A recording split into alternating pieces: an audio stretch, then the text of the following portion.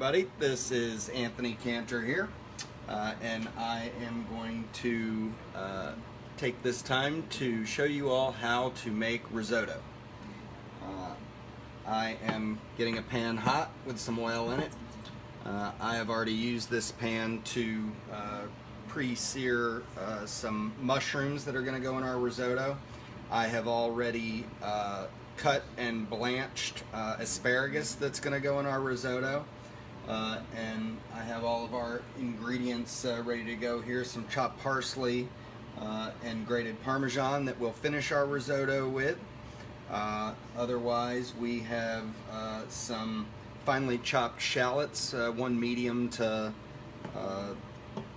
large shallot, about a tablespoon of chopped garlic, a couple cups of arborio rice, and some chicken stock, which is preheated so that we're adding hot stock to it, not boiling, but just about to the point of simmering. All right, we're going to start, as well as some white wine. We're going to start with our shallots.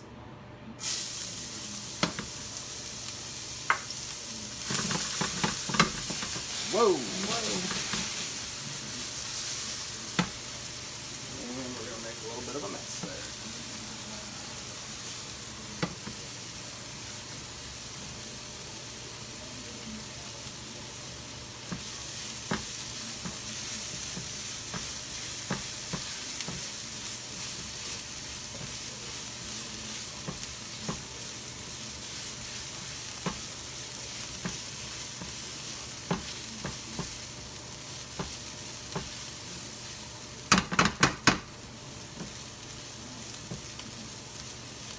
We're just sweating our shallots, not necessarily looking for color.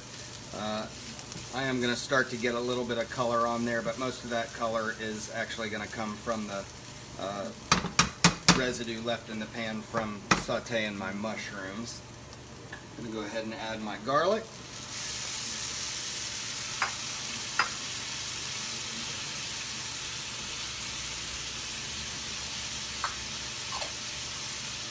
Same with the garlic. I just want to cook the garlic a little bit. I'm not looking for color on it.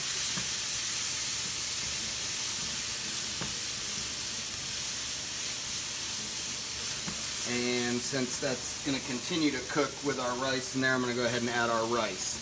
Now what we're doing is pearling the rice. You're going to kind of cook it to translucent as though it were onions, and that's what's going to keep your rice from sticking together and being just a big clumpy mess. That'll help keep the kernels separate, and then when we start adding our liquid, our kernels will start releasing the starch, which will give our risotto that creamy texture and appearance that risotto has without actually adding any cream.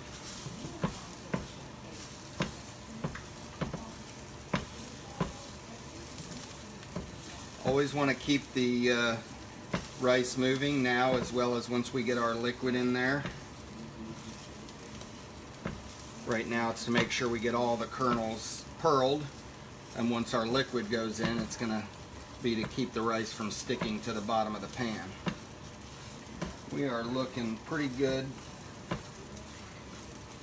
and at this point I'm going to go ahead and toss my mushrooms back in because I want those to impart flavor on the risotto. And I'm gonna add my white wine.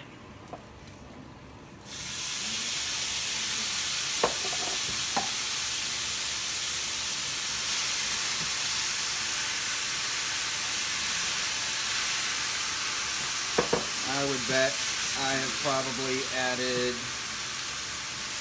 about 2 cups by the time I'm done. Maybe more like a cup and a half. And at this point, I'm going to set a timer for 16 minutes. And that 16 minutes is from the time I start added liquid to 16 minutes would be my risotto at that point will be pre-cooked, not completely cooked, but done to the point that if I wanted to cool it down and finish it for later, it's cooked to the right amount that I'll be able to do that and reheat it, reconstitute it, and finish it and not have overcooked risotto.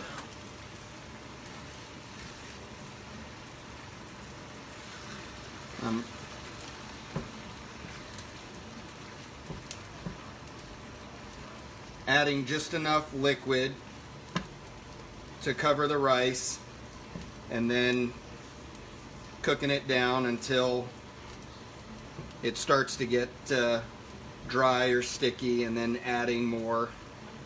I'll do that constantly for that 16 minutes. And that's also, that's what's going to help release the starch out of the rice that's going to give us that creamy texture and flavor. Kind of starting to get a little dry there.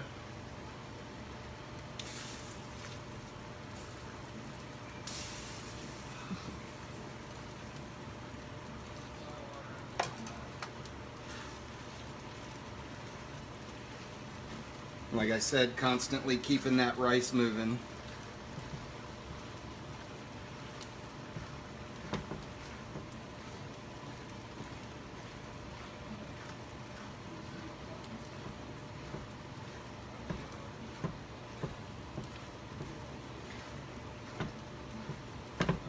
Classically, this would be done with a wooden spoon.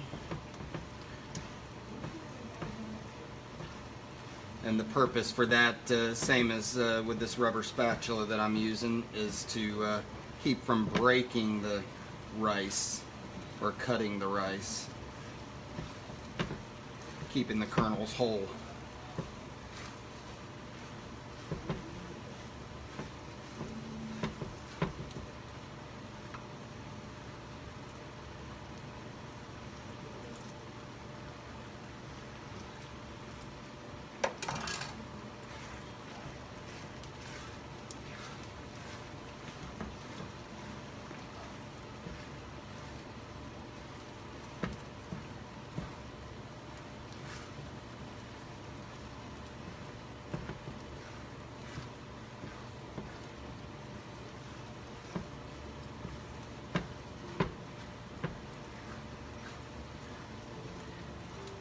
Alright, we're going to cut the video off here, and we'll pick it back up. I'm just going to continue this same process for the rest of that 14 minutes, and we'll pick it up at the end.